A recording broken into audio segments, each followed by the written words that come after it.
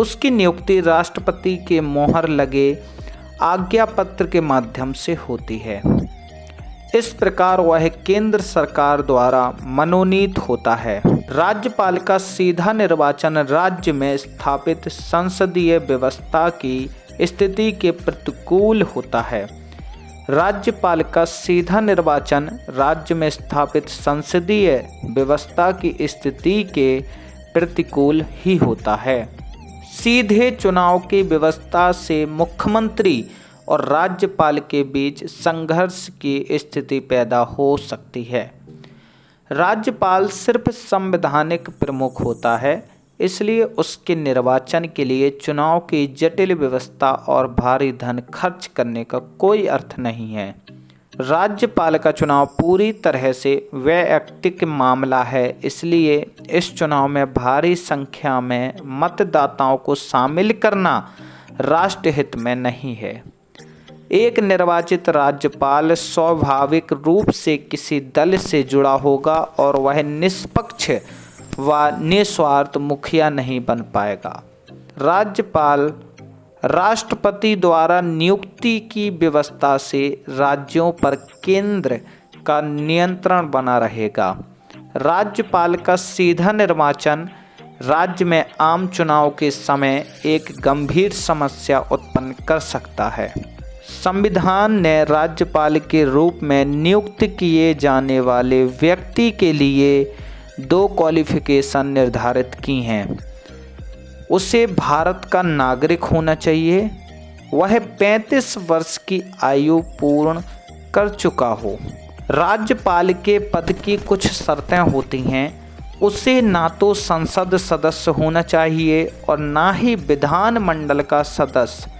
यदि ऐसा कोई व्यक्ति राज्यपाल नियुक्त किया जाता है तो उसे सदन से उस तिथि से अपना पद छोड़ना होगा जब से उसने राज्यपाल का पद ग्रहण किया है। उसे किसी लाभ के पद पर नहीं होना चाहिए। बिना किसी किराए के उसे राजभवन उपलब्ध होगा। वह संसद द्वारा निर्धारित सभी प्रकार की उपलब्धियों, विशेष अधिकार और भत्तों के लिए अधिकृत होगा। कार्यकाल के दौरान उनकी आर्थिक उपलब्धियों व भत्तों को कम नहीं किया जा सकता। राज्यपाल की पद अवधि।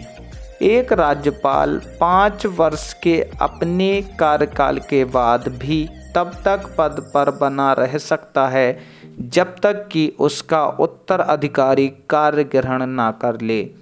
इसके पीछे यह तर्क है कि राज्य में अनिवार्य रूप से एक राज्यपाल रहना चाहिए ताकि रिक्तता की कोई स्थिति पैदा ना होने पाए। राज्यपाल की शक्तियाँ, कार्यकारिणी शक्तियाँ, विधायी शक्तियाँ, वित्तीय शक्तियाँ, न्यायिक शक्तियाँ। कार्यकारी शक्तियाँ राज्य सरकार के सभी कार्यकारी कार्य औपचारिक रूप से राज्यपाल के नाम पर होते हैं। वह इस संबंध में नियम बना सकता है कि उसके नाम से बनाए गए और कार्य निष्पादित आदेश और अन्य प्रपत्र कैसे प्रमाणित होंगे। वह मुख्यमंत्री एवं अन्य मंत्रियों को नियुक्त करता है। वे सब राज्यपाल के प्रसाद पर्यंत पद धारण करते हैं। छत्तीसगढ़, मध्य प्रदेश, झारखंड तथा उड़ीसा में राज्यपाल द्वारा नियुक्त जनजाति कल्याण मंत्री होगा। वह राज्य के महाधिवक्ता को नियुक्त करता है और उसका पारिश्रमिक तय करता है। महाधिवक्ता का पद राज्यपाल के प्रसाद पर्यंत रहता है। वह राज्य निर्वाचन आयुक्त को नियुक्त करता है और उसकी सेवा शर्तें, कार्य अवधि तय करता है। वह मुख्यमंत्री से प्रशासनिक मामले, किसी विधायी प्रस्ताव की जानकारी प्राप्त कर सकता है।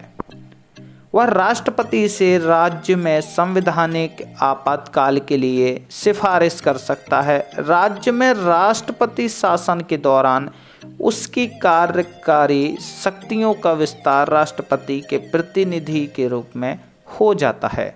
विधायी शक्तियाँ, वह राज्य विधानसभा के सन को आहूत एवं सत्रावसान विघटित कर सकता है।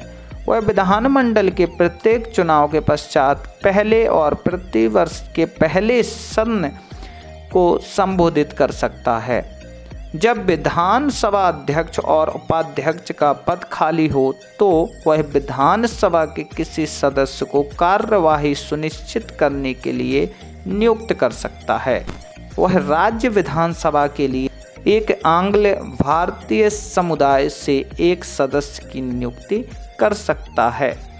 राज्य विधानमंडल द्वारा पारित किसी विधेयक को राज्यपाल के पास भेजे जाने पर वह विधेयक को स्वीकार कर सकता है, स्वीकृत के लिए उसे रोक सकता है।